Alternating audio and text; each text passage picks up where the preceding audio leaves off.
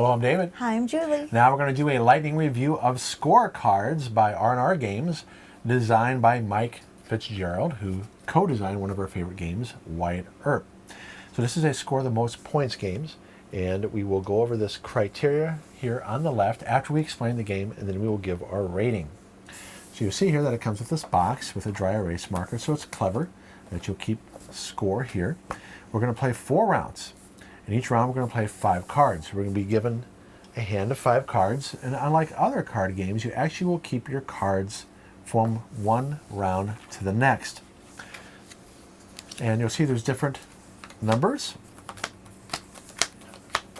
suits or colors, and then every time you play a card, you're going to read the description here, and you're going to look at the starting card, which will be right here, the cards that you've laid out before, and the cards of one opponent. Now, in a 2-player game, it's always your other player. So here's the face-up card. We're just going to get 5 cards. And we're going to play open hand. You don't do this normally. And so we look at our cards, and you'll see there's like descriptions, like right here. Score 4 points for each red card with an odd number. So some cards you want to hold back and not play right away. There is a red card here. If I manage to play Julie or I play red cards as the game progresses, I may want to hold that card back and play it later. But if I were to play this right now, let's say I do. I don't want to hold it back because my other cards aren't as good as this one. I get 4 points for this card and 4 points for this card. So I have 8. Oh no, odd number. So I didn't read it carefully. 8 is not an odd number. I only get 4 points. That's not the best card. Score 3 points for each blue card with an odd number. This isn't blue. Score 4 points per card in one group of card with the same number. So if I can find a bunch of cards here that have either 6s, 5s, or 4s, I can score a lot of points for that.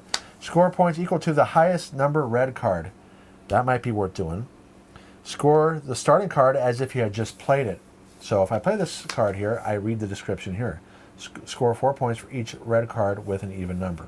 Well, the best card for me to do is score the points equal to the highest number red card. And it's an 8. And so Julie will be here. I'll be here. And you can play this, like I said, up to 4 players. And after every round, whoever scored the most points on a turn will get a bonus of 5 points. That's what this is right here. After ties, each player will score a bonus of 5 points. So I get 8 points. Were you going to say something?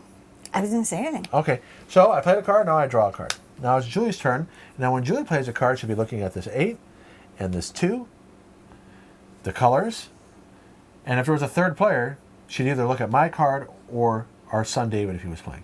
So what are you going to play? I'm going to turn over the top deck of the card and score that equal. So Julie's kind of taking a risk here. She only gets 3 points. Huh? If you watched the How to Play, it was a 1. So I've improved. So she had that card before. So she gets a new card. Now, 8, 2 8s, huh? Score 4 points for each card in one group of cards with the same number. I will play this now. Might be great to hold it back and see if more 8s will come out. But I score 4 points for each group that has the same numbers. So 4 plus 4 is 8. So I got 8 again. Your turn. It's just, I'm not doing as good. Find one group of cards with a combined value of 10. Score 3 points per card. Yeah, this would be good to save this for later. But the only way you can make a 10 is with a 2 and an 8. Yeah. And it would be great if you had like the 1, the 2, and the 2, and there was like a 5, and you could have scored 4 cards. But because you can only make it an 8 with 2 cards, you're only going to get 6 points. So Julie might have been better to hold that back, but we just want to show you how to play really quick. And then we keep on going. Let's say Julie gets 12, I get 12 this round, Julie gets 14, and we'd be adding more cards, okay? Wait, honey, stop. And then I say I got a 6, Julie got an 8, okay, and each had one right here. And then I got a 10, and Julie got it's possible to get, she got 18 one time. And then we would have been filling we would we'd have 5 cards left. Again, we're not doing this in order. We just want to show you that this is what it would look like at the end of a turn. We would have played 5 cards. Now we see who scored the most on a turn. Julie scored 18, so she scored the most. So she would get the bonus 5. Now we add this up, 23, 31, 45, 51, 54. She'd have 54 for that round. Me, 16, 28, 34, 44. So I'm behind by 10. So then what you do is you erase that round right here, but you keep your round score. And then we do this 3 more times, and then we add up our round scores. If there's a tie, whoever scored the most on a particular round would break the tie. And if it's still tied, then you share the victory. So you can see, score the most points, playing cards. Well, this would, between rounds, you'd pick up all these cards. We keep our cards. Again, there might be some stuff that we're holding back to get better combos for a future turn. But then sometimes it works out, sometimes it doesn't. And so then we flip up a new one. The person to go first in the next round goes clockwise, so Julie would go first. So that's how you play. Pretty easy. All right, so is it fun? Yes. Yes. It's really fun. It's fun. I agree. It's really fun. The theme? Okay, what do you think of the theme? I want you to go I don't know first. what the theme is. Okay, so that's how I agree with you. There's really no theme. And that's going to affect my rating, just so you know. It's very much a math game. Nothing wrong with that. You're going to see this is going to have high points for being an educational game. I'm going to talk about that a little bit later here in the criteria. But because there's not much theme, it's just a number game. Yeah. But then some people would be like, well, there's nothing different than other games like Rummy or... Yeah. And that's fine if you liked it. If you want to play a game where it's just based on numbers, this is solid. The art, now it is well done. Yeah, it's fun. And it gives ways for children to count things. So like a 6, you can count the triangles here. And it gives them shapes, too.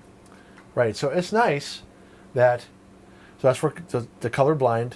For colorblind people, that's why they have triangles. Notice the reds are stars. And it gives a way for young people to count if they had to. Yep. So that's smart design, okay? But, so graphically, it's very readable. Yes. But does it inspire you with, again, the lack of theme? It's not going to inspire you. There's no fantasy theme here or anything like that. No. Components, the box, you are going to pay more for this game because of this box. The box is cool. There's not many cards here. They could put this into Target without the scoring thing for $10. Oh, yeah. Okay? Maybe they're going to look into that because this is a game that you can put into a blister pack and for $10, and maybe they're going to try to do that. So the other $10 that you're paying for here is the box. Now I understand small publishers, they need to make a margin, okay? They're at least giving you some value with a box. Yep. But like I said, at some point, they're probably going to do away with this and try to get it into a big box store for less cost. Okay. And that's nothing wrong with that. Okay, card-wise, they're average. So you're going to need to sleeve this if you're going to play this a lot. Right. They are laminated, have a little bit of a laminate in it, but they're not going to hold up over time. Like an Uno deck, if you play Uno a lot, eventually you're going to wear it out and you're going to have to buy a new deck. True. That's how this game will be if you play it a lot. And that's a good thing if you play it a lot, right? You got your value out of it. Yeah, But definitely. if you want to protect it, it will need to be sleeved. Complexity. The rule book affects the complexity. I'll explain that in a minute. It's actually very simple, but if you're not a hobby gamer, when I go over the rule book, you will have struggled to play this, to learn how to play from the rule book. If someone shows you or you watch a video, you'll get it very quickly, although you do have to read some of the descriptions carefully. And sometimes it can get a little confusing. Right. Everything's explained here. It's explained well here, okay, in terms of the icons. So if you're a hobby gamer, there's no problem with this game. Low complexity. Playing time, it goes quicker, obviously, with less players. Yes. For a filler game, this is perfect. Like No Thanks. You play No Thanks between more longer games. Right. And I'll get to the design about that in a minute. So playing time is great. Age and audience, it says 8 and up. Yeah, an 8-year-old can do it because you're basically just doing repetitive addition. So that's basic addition. An 8-year-old can handle that. Yep. If it had multiplication, you might have to be a 9-year-old or an 8-year-old that knows their times tables. But then an adult can help. True.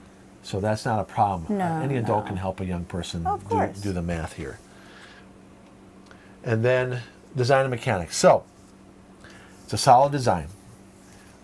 It's nice to see Mike do a game that's not so much of a rummy game, because that's his thing. With U.S. game systems, almost every game he did was rummy, and that's not a problem. He does good rummy games. Wyatt Earp is a rummy game with some twists on it. There's some rummy in here when you're making sets, but it's not rummy heavy. No. Now, in terms of design mechanics, it's not mean. Okay? You're either going to pick another player to look at their cards to help you score. Yeah. But no thanks is more popular because It's got that screwage factor. Yeah. Okay? And that makes it a lot of fun. Like, I don't want this. You put a chip in. Oh, you have no chips left. I guess you're taking that. But see, there was more memories with a game like No Thanks, which is a pure math game. Yeah. That's the only reason why I'm pointing that out. That's pure math. And we don't play hearts much anymore, or spades. I miss it. You never played pinochle. No, I've never. I Okay. couldn't handle pinochle. I'll play No Thanks over this because of that interaction.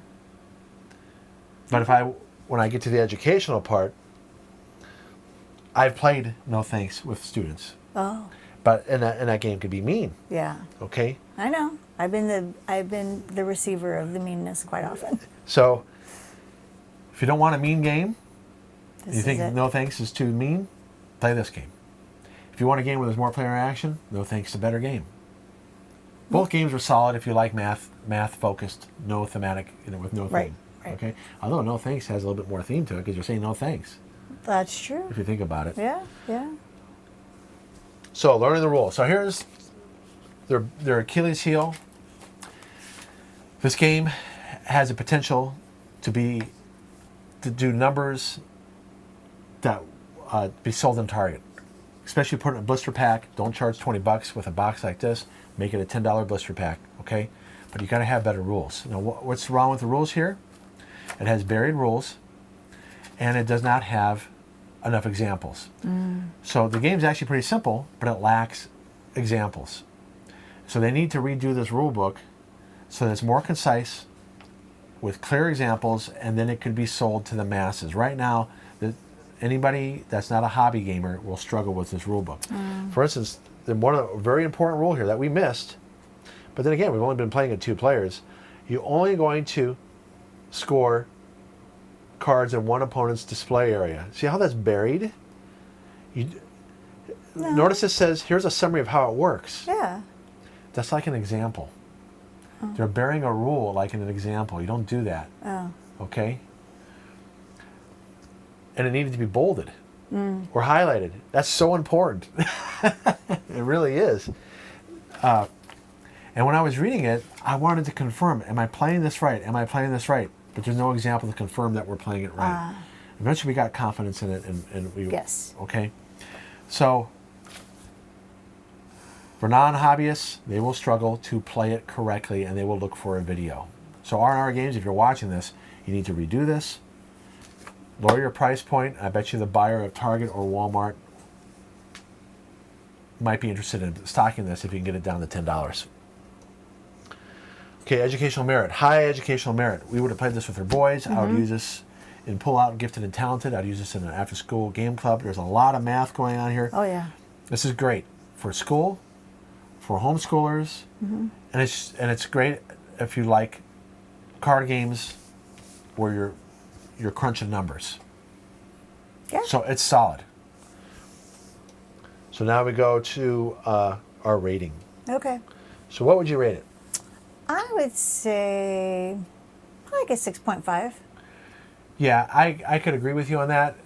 I'm on the fence about it. I'd say 6, only because we're going to keep it in our collection. Oh heck yeah.